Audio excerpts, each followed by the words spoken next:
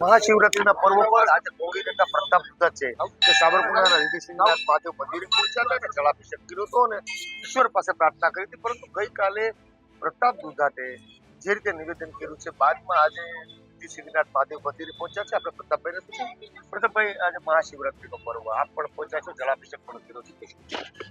દેવોના દેવ મહાદેવનો આજે પર્વની અંદર બધા જ ધર્મ પ્રેમીઓને શુભેચ્છા અને મહાદેવ પાસે એટલી જ પ્રાર્થના કરી છે કે બધા જ જીવનું સારું થાય. બધા જ જીવ એટલે કે આ સૃષ્ટિની અંદર રહેતા બધા જ જીવ કે સુખ સંપન્ન રહે અને મહાદેવને એટલી જ વિનંતી કરી છે કે સત્ય એનું ઉજાગર થાય ને અસત્યને જાકારો થાય.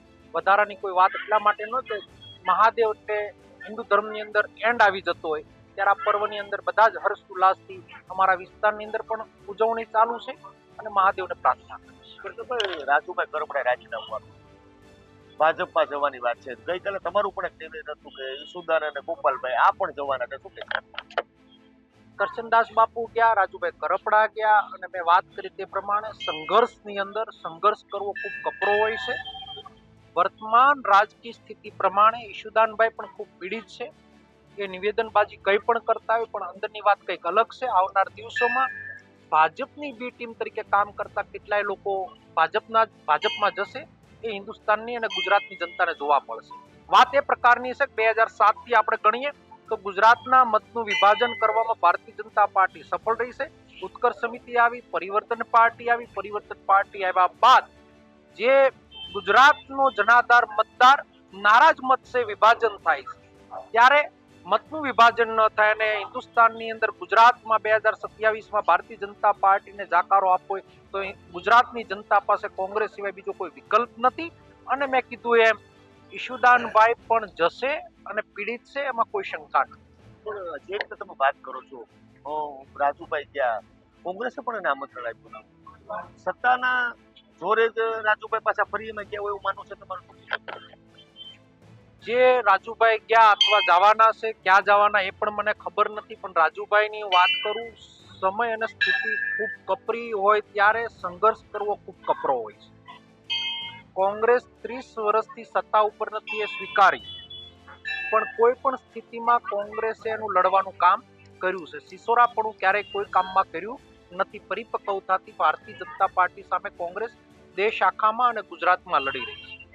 સમય સ્થિતિએ જનાધાર જ્યાં જાય ત્યાં આ વિસ્તારમાં હું જ્યાં મહાદેવના સાનિધ્યમાં ઊભો છું 2012માં ઇલેક્શન હું હારી ગયો, છતાં પણ સંઘર્ષ ચાલુ રાખ્યો, 17માં જીત્યો, પાછો 22માં થોડાક મતે હાર્યો.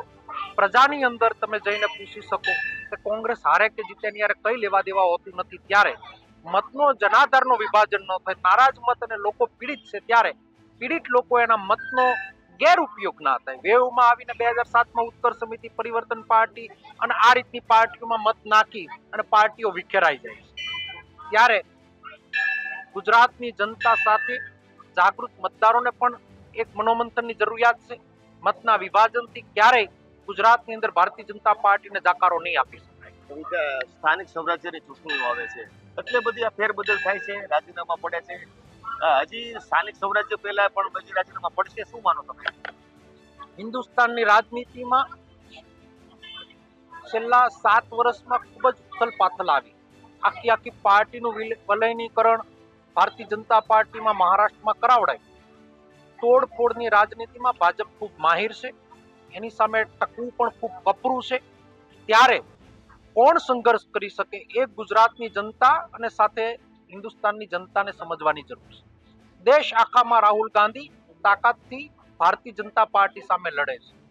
દેશ આખાની અંદર જે સ્થિતિ છે, વિપક્ષ તરીકે રાહુલ ગાંધી સિવાય એક પણ અન્ય દળ લડતું તમને દેખાતું હોય તો મીડિયાને પણ વિનંતી કરું કે બતાવે. ઘણી બધી આની વાતો થઈ શકે એમ છે.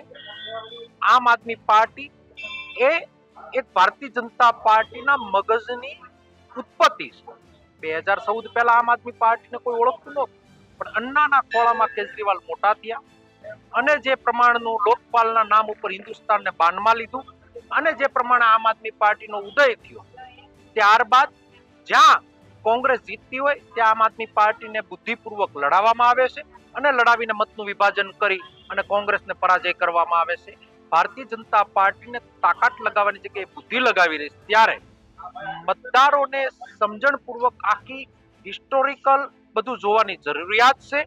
ક્યારે કેજરીવાલને હિન્દુસ્તાન ઓળખતું હતું, ક્યાંથી એનું ડેવલપમેન્ટ થયું, કોણે એનું ડેવલપમેન્ટ કરાવડાવ્યું. અન્ના હજારે આજે લોકપાલની વાતો કરતા હતા એ 2014 પહેલા મનમોહનસિંહની જે દેશમાં સરકાર હાલતી હતી વાતો થતી હતી, એ અન્ના આજે ક્યાં છે? દેશના ખેડૂતો ગરીબો ખૂબ પીડિત છે. ઘણી બધી વાતો થઈ શકે, મારે વધારાની કોઈ વાતો નથી કરવી. રાજુભાઈ કરપડાએ જ્યારે વાત કરી છે એ જ રાજુભાઈ કરપડા વિસાવદરના ઇલેક્શનમાં મારી સામે વાણી વિલાસ કરતા હતા. આપવીતી ત્યારે એને રાજીનામું આપ્યું છે ને એ જ પ્રમાણે ઈશુદાનભાઈ વહેલા મોડા જશે. મેં ગઈકાલે તારીખ ને ટાઈમ કીધો છે, આજ નહીં તો કાલે ગુજરાતની જનતા સામે આવશે. રાજુભાઈની આપવીતી બદલી, પરંતુ પ્રતાપ દુધાત પાસે ક્યારે આપવીતી આવી છે?